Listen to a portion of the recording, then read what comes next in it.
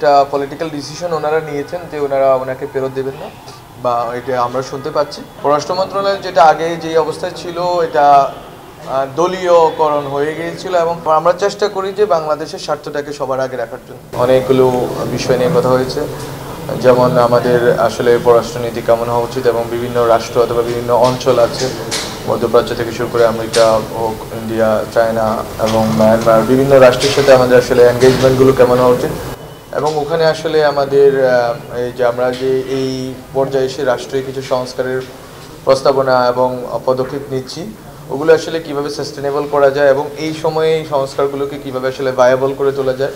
সেই ক্ষেত্রে আমরা আমাদের মতামত হিসেবে বলেছি যে আমাদের একটা ওয়াইডার কনসালটেশন দরকার across political parties and ideologies and different orientations, এবং আমাদের দরকার হচ্ছে যে সবাইকে নিয়ে বাংলাদেশে একটা ন্যাশনাল কনসেনসাসের দিকে এগোনো, এবং পররাষ্ট্রনীতির বিষয়ে যে ঐকমত্য এটা যাতে ন্যাশনাল জায়গা থেকে হয়, জাতীয় ঐকমত্য হয়, এবং এটা কোনোভাবে সরকার অদল বদলের ভিত্তিতে যাতে এটা কোনো রদবদল না হয়, বরং এটা খুবই প্র্যাগমেটিক ওয়েতে পররাষ্ট্র মন্ত্রণালয় যাতে বাংলাদেশকে বিশ্বমঞ্চে উপস্থাপন করে এবং বাংলাদেশকে একটি মর্যাদাময় জায়গা হিসেবে যাতে সারা দুনিয়ার কাছে উপস্থাপন করতে পারে। এই জন্য বিভিন্ন পদক্ষেপ নিয়েও আমরা আলোচনা করেছি, বিশেষ করে পাবলিক ডিপ্লোমেসি এবং বাংলাদেশের সফট পাওয়ার কীভাবে হচ্ছে যে এক্সার্ট করা যায় বাইরের দেশগুলোতে, এবং কিভাবে আমরা বাংলাদেশকে তুলে ধরতে পারি।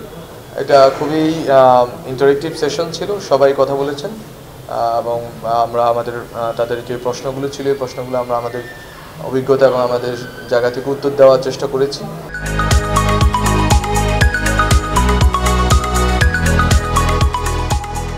পররাষ্ট্রনীতিতে যেটা বলছেন ফ্রেন্ডশিপ টু অল ম্যালাইস্টুনান, সেটা হচ্ছে যে আমাদের একটা মোটো আকারে ছিল, এটা খুব বেশি পরিবর্তন হয় নাই, বরং আমরা যেটা চাই যে একটা প্র্যাগমেটিক রিলেশনশিপ থাকুক সবগুলো রাষ্ট্রের সাথে, যেটা প্র্যাগমেটিজম, এখানে কোনো অ্যাডভেঞ্চারিজম অথবা হটকারিতার জায়গা নেই।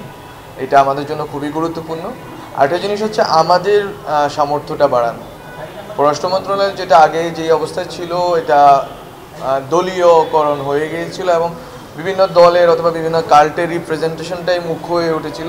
কিন্তু আমরা চাই যে পররাষ্ট্র মন্ত্রণালয় বাংলাদেশকে রিপ্রেজেন্ট করুক, নট কোনো দল অথবা কোনো কাল্ট, বরং বাংলাদেশকে রিপ্রেজেন্ট করুক। এটাই হচ্ছে আমাদের জন্য এখনকার বড় লিপ ফরওয়ার্ড। এখানে আমরা থাকতে চাই, এবং ওখানে বাংলাদেশকে সামনে রাখার ক্ষেত্রে সব রাজনৈতিক দলগুলো এবং সব আমাদের যারা স্টেক হোল্ডার আছে সবার ঐকমত্য চাই আমরা। এটাই হচ্ছে আমাদের আউটলুক এখনকার। একটা পলিটিক্যাল ডিসিশন ওনারা নিয়েছেন যে ওনাকে ফেরত দেবেন না, বা এটা আমরা শুনতে পাচ্ছি। কিন্তু রাষ্ট্রের জায়গা থেকে আমাদের যেটা দরকার, সেটা আমি যেটা বলছি, আমি একটা কথাই বলেছি, সেটা হচ্ছে প্র্যাগমেটিজম দরকার। কোনো রকম হটকারিতা আমরা করতে পারি না।